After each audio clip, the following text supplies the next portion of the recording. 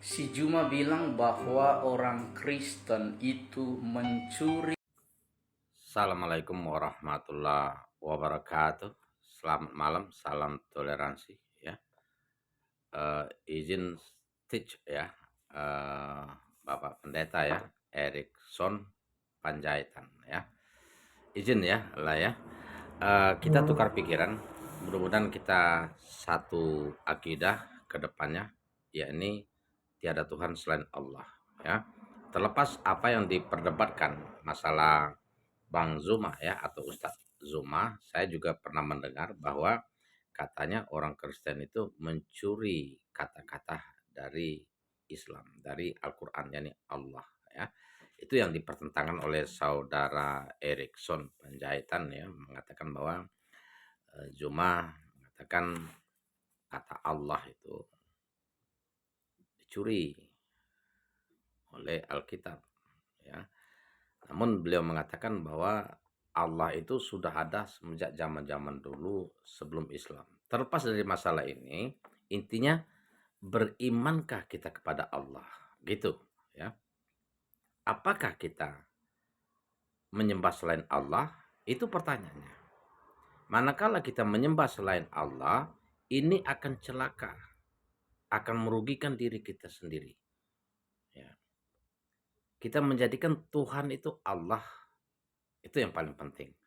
Terlepas masalah kata, siapa yang mencuri, karena persinya memang perlu saling meluruskan gitu kan, siapa yang benar ya, merasakan dalil-dalil ya. Di dalam Injil sendiri, Yesus juga mengenalkan Allah di dalam Ulangan 6 ayat 4. Misalnya Ulangan 6 ayat 4 itu dikatakan, dengarlah hai Israel, Tuhan itu Allah kita, Tuhan itu Esa. Tuhan itu Allah kita, Tuhan itu Esa. Ini dijelaskan di dalam Injil Ulangan 6 ayat 4. Diulangi lagi masalah konsep ketuhanan itu di dalam Markus 12 ayat 29. Dengarlah hai Israel, hukum terutama itu adalah Tuhan itu Allah kita, Tuhan itu Esa. Jadi Allah itu Tuhan kita, Tuhan itu Esa. Jadi masalah siapa yang mencuri, kita maunya apa gitu kan. Maunya Tuhan itu apa? Maunya Allah Subhanahu wa taala itu apa? Ya. Di dalam surah Al-Baqarah ayat 21 dijelaskan Allah itu maunya apa? Sebagai pencipta. Kata Allah, ya ayuhan nasu budu rabbakumul ladzi khalaqakum wallazina min qablikum la'allakum tattaqun. Wahai manusia, kata Allah, sembahlah Tuhanmu yang menciptakan kamu dan menciptakan orang-orang sebelum kamu, agar kalian termasuk orang-orang yang bertakwa. Nah, siapa yang diserukan? Siapa yang diperintahkan Allah Subhanahu wa taala untuk menyembah Tuhan yang menciptakan? Ya manusia. Untuk apa? Agar menjadi manusia yang bertakwa. Bertakwa itu maksudnya apa? Menjalankan perintah Allah Subhanahu wa taala dengan sungguh-sungguh dan menjauhi apa yang dilarang. Nah, apa perintah Allah Subhanahu wa taala yang paling utama? Yakni beribadah kepadanya. Menyembah Dia. Kata Allah, "Wa ma khalaqtul jinna wal insa illa liya'budun." Aku ciptakan manusia, jin, untuk beribadah kepadaku, kepada Allah semata. Di dalam Toha lain, ayat Toha, surat Toha ayat 14, ketika Nabi Musa berdakwah, Allah menyerukan, katakan, hai Musa, aku ini Tuhanmu Allah, tiada Tuhan selain Allah, sembahlah aku, sembahlah Allah, Allah semuanya Allah Subhanahu wa taala. Innani anallahu la ilaha illa ana fa'budni. Allah memperkenalkan agar manusia tidak salah sembah. Ini yang paling penting. Dan perlu kita ketahui bahwa Allah SWT mengkategorikan, mengklasifikasikan manusia itu jadi 4 golongan. Dari semua kepercayaan yang sudah gitu kan. Nah, ada golongan orang yang beriman, mukmin, golongan kaum Yahudi, kaum Nasarot atau Nasrani, kaum Sobein. Ini bukan saya yang bilang, tetapi kalam Allah, firman Allah Subhanahu wa taala yang disampaikan di dalam Al-Qur'an melalui Nabi Muhammad sallallahu alaihi wasallam. Innallazina amanu walazina hadu wa nasoro wa sobiin, kata Allah. Sesungguh orang-orang mukmin, kaum Yahudi, kaum Nasarot. Nah, kita kaum yang mana kita ini? Ya, kita ini kaum mana gitu? Kaum Nasrani, kaum Nasarot atau pengikut Nabi Isa, kita enggak lagi. Udah lewat gitu kan. Kaum Yahudi, zamannya Nabi siapa? Sobiin, yang di luar Yahudi dan Nasrani.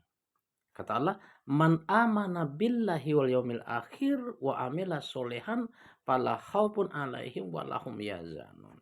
Barang siapa di antara mereka, di antara manusia seluruhnya, kan?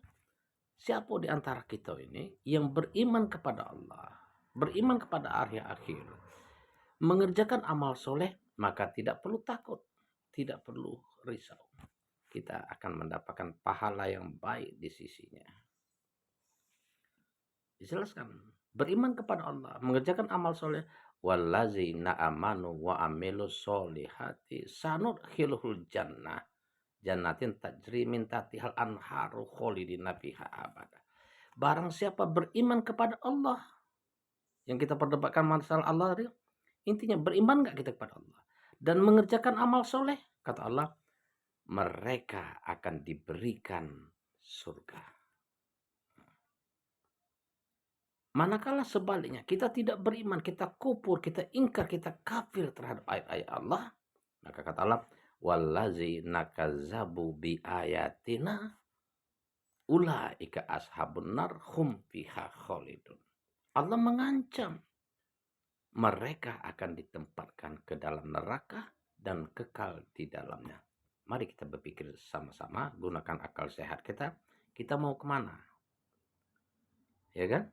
Mau beriman kepada Allah, mengikuti Nabi Muhammad SAW, itu kita yang memilihkan. Ya, tidak ada paksaan. Di dalam agama Islam tidak ada paksaan. La ikroha fiddin, nggak ada paksaan kata Allah. Ya, karena perlu kesadaran. Siapa yang mau selamat? Ya. Di dalam surat Al-Maidah ayat 72, Allah berfirman, laqad kafarul lazina qalu innallaha masih huwal masih ibnu Maryam. Sungguh kafirlah, kata Allah, barang siapa yang mengatakan sesungguhnya Allah itu adalah Isa al-Masih. Wa qala masihu ya bani Israil la'budullaha rabbi wa rabbukum. Sementara Al-Masih sendiri itu berdakwah, menyampaikan risalah Allah. Wahai Bani Israel, sembahlah Tuhanmu, sembahlah Allah, Tuhanku dan Tuhanmu. Innahu mayusrik billahi faqad haramallahu alaihi jannah. Karena sesungguhnya, kata Allah, barang siapa menyekutukan Allah dengan Tuhan yang lain, ada Tuhan selain Allah, maka haram bagi mereka masuk surga. Ini celaka ini. Bahaya ini kan. Ini dalil yang siapa membantah? Ya, tidak ada yang bisa membantah. Wa ma'wahun nar, kata Allah, dan tempat mereka di neraka. Bukan main, banyak sekali dalil-dalil ancaman Allah manakala kita tidak beriman kepada Allah. Jadi bukan masalah Allah itu dari mana katanya, siapa yang mencuri, siapa yang dicuri, atau memang sudah lama asalnya. Yang penting kita beriman kepada Allah. Ashadu Allah ilaha illallah wa ashadu anna Muhammad Rasulullah. Selamat malam. Salam toleransi. Assalamualaikum.